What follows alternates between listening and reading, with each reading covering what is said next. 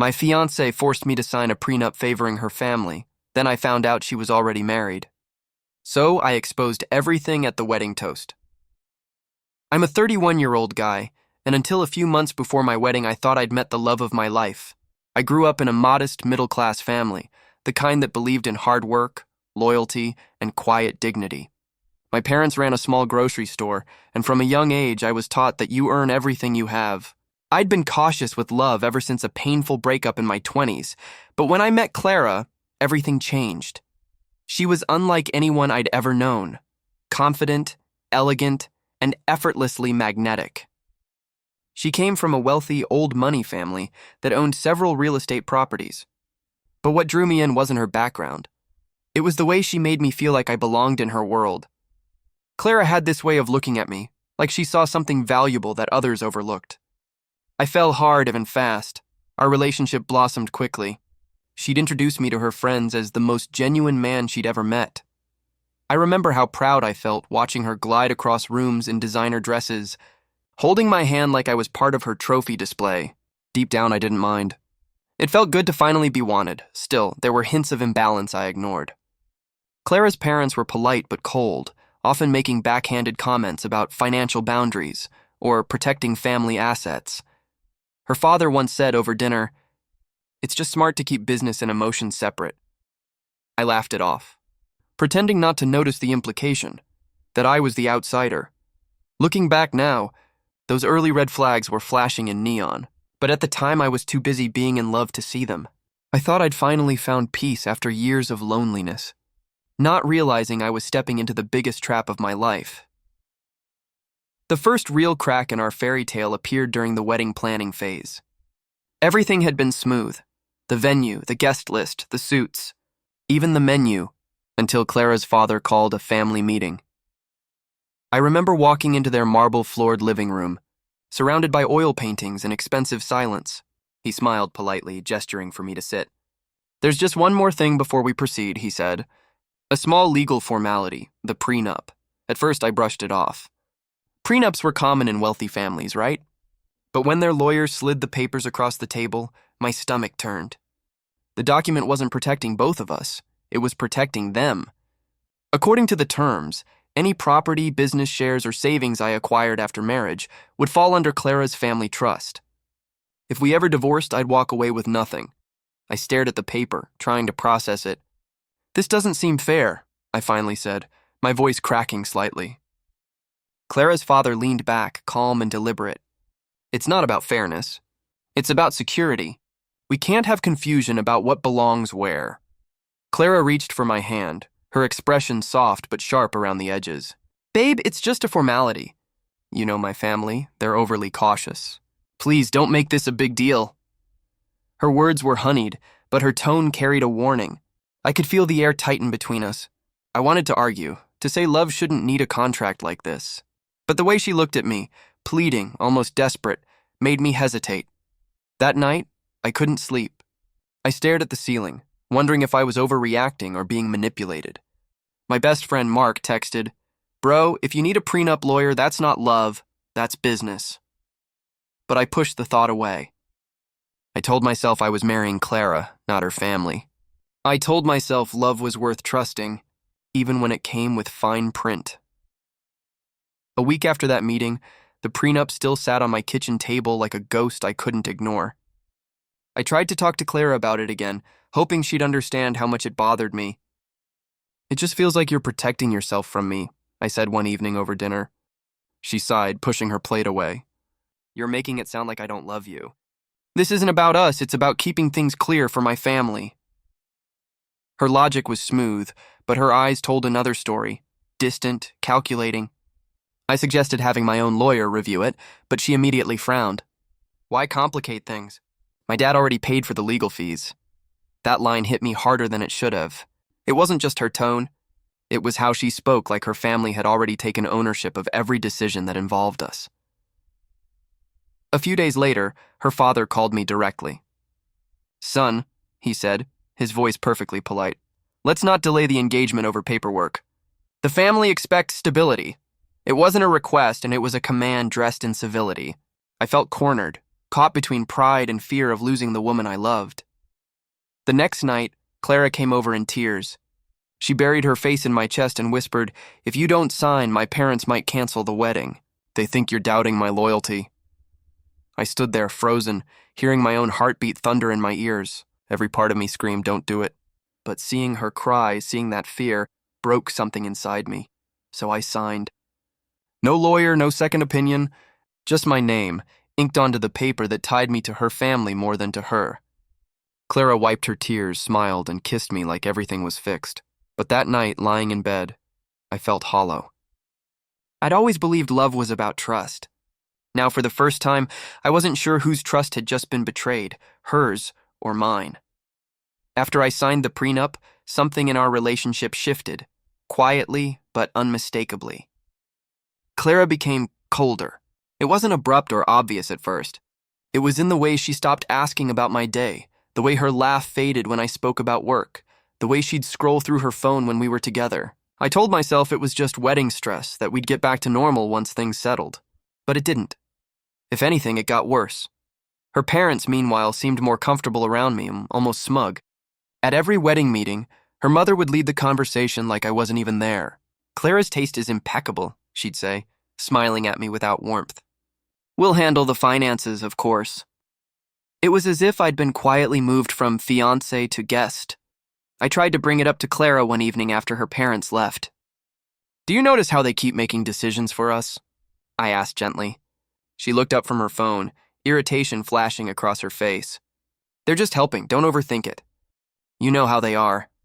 But the tone she used wasn't defensive. It was dismissive, like she was tired of pretending. A few days later, I overheard her on a late-night phone call whispering sharply into the receiver. I only caught fragments, just until after the wedding and "no one can find out." My stomach dropped. When I asked who she was talking to, she smiled too quickly. "Work stuff," she said, brushing it off. That was the moment I realized I didn't recognize the woman I was marrying anymore. The warmth, the connection, it was all slipping through my fingers, replaced by something cold and rehearsed. Still, I told myself, love required patience. But deep down, I knew something was rotting beneath the surface, and whatever it was only just beginning to show. About 3 weeks before the wedding, I was at work when I got a message on Facebook from an account I didn't recognize. No profile picture, just the name Daniel H. The message read, "You don't know me, but I think you should ask Clara about Evan." That was it. No context, no explanation, nothing else. My heart stopped for a moment as I reread the message over and over. At first, I thought it was some kind of prank. Maybe an ex-friend trying to stir drama. But the name Evan hit something in me, a strange familiarity I couldn't place. I tried to ignore it, but curiosity gnawed at me until I finally showed Clara that night. She froze for half a second, then forced a small laugh. "Oh my God, people are insane," she said, rolling her eyes. "That's probably one of Evan's friends." My ex, obviously. "He's obsessed." She said it so casually, as if I were ridiculous for even asking. "Why didn't you ever mention him before?" I asked quietly. Her tone hardened immediately. "Because it's not relevant, and I didn't want to drag old nonsense into our life." The way she said "our life," sharp, possessive, made me drop it. But that night, I couldn't shake the image of her pause when I first said his name. It wasn't surprise. It was recognition. Over the next few days, strange things kept happening. I noticed a few unknown calls on her phone when it buzzed late at night. She'd silence it instantly, claiming it was spam. Her mood swung between affection and defensiveness. My gut screamed that something was deeply wrong. So when Mark noticed how tense I'd been and said, "Man, you sure about this wedding?" I finally admitted, "No, I'm not." That same night, lying awake next to her, I made a decision I never thought I'd make. I was going to find out who Evan really was, and what Clara was hiding before I said, "I do." I couldn't focus on anything until I knew the truth. Every smile Clara gave me felt rehearsed now. Every kiss tasted like a lie. So I hired a private investigator. I told myself it was paranoia, that maybe I was just overthinking. But deep down I knew. Something was off, and love shouldn't feel like this. The investigator, a quiet man named Lewis, didn't take long. Less than a week later, he called me. "You might want to sit down for this," he said. My hands went cold. Your fiancée, Clara Reynolds, he continued, is still legally married to an Evan Porter. Records show they never filed for divorce or annulment. The marriage is active, just conveniently out of sight. For a few seconds, I couldn't even breathe. That can't be right, I said, my voice trembling. Lewis paused. There's more. Her current address and his old one overlap for 2 years. They shared joint business interests under his name. It's not just a secret marriage, it's a cover-up. I remember sitting there staring at my engagement photo on the wall. My chest burned. All those late-night calls, the secrecy, the way her parents pushed the prenup. It all made sense now. They weren't protecting her. They were protecting him. That night, Clara came home humming like nothing was wrong. I watched her pour wine, smiling as if the world was perfect. My voice barely came out when I said, "Clara, who's Evan?" She froze. The glass slipped from her hand and shattered on the floor. For a second, there was nothing but the sound of her breathing, sharp, shallow. "You don't understand," she whispered. It's not what it looks like, but I did understand, too well. Every word, every kiss, every promise, it had all been part of a script. I wanted to scream, to confront her, to destroy everything. But instead I said nothing, because at that moment, a colder, quieter thought took over. I'd let the wedding happen, and I'd make sure everyone saw the truth. The next morning, Clara acted like nothing had happened. She smiled, kissed my cheek, and went about her day as if my question had been erased from history. I played along, forcing a calm I didn't feel. Inside, I was trembling, not with heartbreak anymore, but with something colder, control. I'd spent years being the kind of man who avoided conflict, who believed in second chances. But this wasn't a mistake. This was premeditated betrayal. I spent the following days collecting proof. Lewis helped me gather everything. Marriage records, business filings, even photos of her with Evan overseas just months before our engagement. Each new detail was a knife twisting deeper, but I needed the pain to stay sharp. It kept me focused. Clara, meanwhile, leaned into her role as the glowing bride-to-be. She posted engagement photos, planned floral arrangements, and smiled for cameras like she wasn't living 2 lives. Her parents gushed over her, completely oblivious. Or maybe not. I couldn't tell anymore. One night, as we reviewed the guest list, she leaned her head on my shoulder. "I can't believe how lucky I am to have you," she murmured. I felt my jaw tighten. "Yeah," I said quietly. "Me too." She didn't notice the bitterness hiding behind my words. When I met with Mark to tell him everything, he nearly dropped his coffee. "You're going through with the wedding?" he asked. I nodded. "She wants a perfect show. Let's give her one." He looked at me like I was crazy. "Man, you're playing with fire." I smirked. "No," I said. "I'm building it." From that moment on, every rehearsal, every fitting, every fake smile was part of my act. Clara thought she was marrying a man she'd deceived. She had no idea she was walking into her own exposure, and I was going to make sure her entire world watched it happen. The morning of the wedding felt surreal. I woke up before dawn staring at the ceiling, realizing that this day, the one I'd once dreamed about, had become the stage for my revenge. The world outside was silent except for the hum of early cars and the faint ring of church bells in the distance. My tuxedo hung on the door, pressed perfectly, mocking me with its promise of a future that no longer existed. When I arrived at the venue, everything was immaculate. Marble floors, gold-trimmed chairs, roses imported from Italy. Clara's family had spared no expense. Guests buzzed with excitement, photographers snapped every detail, and her mother floated around like a queen overseeing her empire. I smiled politely, greeting people I didn't care to ever see again. Then I saw her. Clara walked in wearing a stunning white gown that shimmered under the lights. For a moment, my chest tightened, not with love, but disbelief. How could someone so breathtaking be capable of such deception? She saw me and smiled, eyes full of triumph. "You look perfect," she whispered as she passed, her perfume heavy and sweet like poison. The ceremony began. Vows were exchanged, hands were held, rings slipped onto fingers.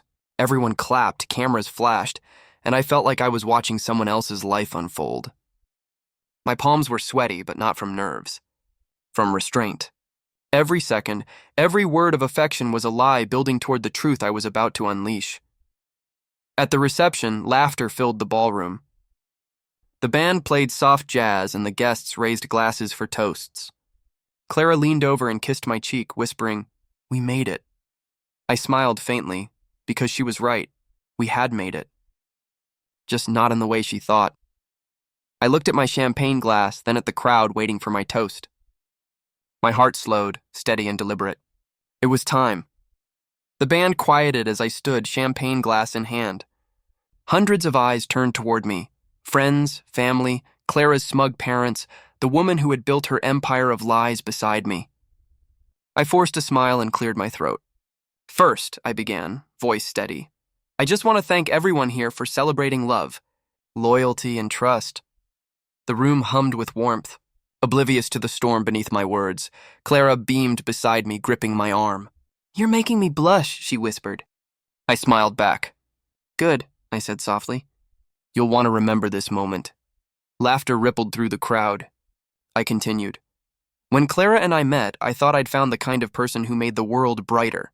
Someone honest, someone true." I paused, watching her eyes flicker. And in a way, I did find someone unforgettable. Just not for the reasons I expected. Confusion stirred. Her father straightened in his chair. Clara's hand tensed around mine. "What are you doing?" she hissed under her breath. I lifted a small folder from under the table and set it beside the mic. "Before we toast, I think it's only fair everyone knows what love looks like when it's built on deception." I opened the folder. Marriage certificates, legal filings, photographs. The air thickened. "This," I said, my voice cutting through the silence, "is proof that my wife here is already married to a man named Evan Porter. Their marriage was never annulled. Their business dealings? Still active. And the prenup her family made me sign?" I looked at her father. It wasn't to protect her, it was to protect him. Gasps exploded. Phones came out. Someone dropped a glass. Clara's face drained of color, her lips trembling. "You don't understand," she tried, but I spoke over her, calm and final. "To love built on lies," I said, raising my glass. "May it collapse in truth." I drank as chaos erupted, guests shouting, cameras flashing, her parents panicking. Clara's world shattered in real time, and I stood there, watching the mask she'd worn for months crumble in front of everyone. For a few heartbeats, the room was frozen in disbelief, just the soft hum of the speakers and Clara's sharp, uneven breathing. Then everything broke at once. Her mother screamed her name, her father lunged toward me shouting, "Turn that off! You don't know what you're doing!" But the damage was already done. Guests were whispering, phones recording, some even live streaming. I didn't stop them. I wanted the truth to echo far beyond this ballroom. Clara stumbled back, eyes wide, mascara streaking down her face. "You think this makes you righteous?" she spat. "You've ruined both our lives." I stared at her, calm, detached. "No," I said evenly. "You ruined mine the moment you lied about who you were." Her father barked orders to the security team, but it was useless. Half the guests were already leaving. The rest gathered in stunned silence as I handed the folder to a reporter friend Mark had invited at the last minute. "You'll want to check those records," I told him. "Might make for a good story." The band quietly packed up. The air smelled of perfume, sweat, and humiliation. I walked out through the chaos, past the floral arch that now looked grotesque, a monument to deceit. Behind me, I could hear Clara sobbing, her voice breaking into desperate apologies that came far too late. Outside, the night air hit me like a wave. For the first time in months, I could actually breathe. My hands were shaking, not from guilt, but release. Mark caught up to me near the parking lot. "You okay?" he asked quietly. I looked at him and almost laughed. "I don't know," I said, "but I think I will be." As I drove away, I saw flashing lights in my rearview mirror, police cars pulling up to the venue. I didn't know if they were for her or her father. Either way, it didn't matter. The truth had finally caught up with them. The next few days felt like walking through the wreckage of a life I no longer recognized. My phone blew up nonstop. Friends, relatives, even co-workers calling to ask if what they'd seen online was real. The video of my toast had gone viral, shared across every social platform imaginable. I didn't post it, but someone did, and the internet did what it always does. People dissected every second of it, the moment Clara's face fell, the way her father panicked. It was humiliating for her. and liberating for me. Clara tried reaching out. Dozens of texts, voicemails, emails. The first few were angry. How could you do this to me? Then came the desperate ones. Please, I just need to explain. I didn't reply. What was there to explain? She'd planned to marry me while still legally tied to another man, a man she'd used then discarded just like she tried to do with me. A few days later, I heard from Lewis again, the investigator. He'd been contacted by Evan's lawyers. They were pursuing fraud charges against Clara and her family for falsifying financial documents connected to their trust accounts. It turned out the prenup wasn't just unethical, it was illegal. They'd attempted to funnel assets through a shell company under Evan's name, using me as the cover. When I saw the news article about the investigation, I felt an odd mix of anger and relief. Justice wasn't always clean, but at least it was happening. Clara's family went silent online. Their company's stock plummeted. And Clara herself, she vanished from social media completely. One night, Mark came over with a couple of beers. You did the right thing, man, he said quietly. I nodded, staring at the muted news on TV. Yeah, I said, but right doesn't always feel good. Still, deep down, I knew it was the only way to end it. Not with violence or rage, but with truth. Months passed before I finally felt the weight begin to lift. At first, I thought time alone would heal everything, but it didn't. Healing didn't come from waiting.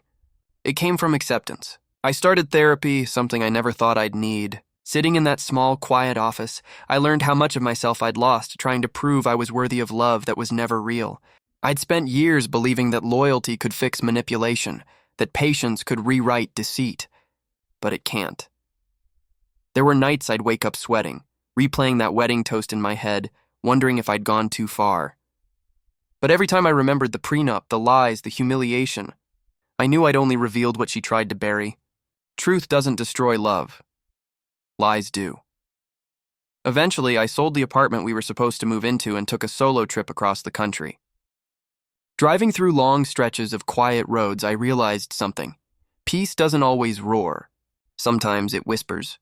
It was in those empty highways, sunrise over the mountains, that I finally felt free again. One evening, I got a message from Evan, short and to the point. Thank you. You saved more than just yourself. I stared at the screen for a long time before replying. We both deserved better. Life didn't go back to what it was before Clara. It moved forward, slower, calmer, and more honest. I started dating again, cautiously.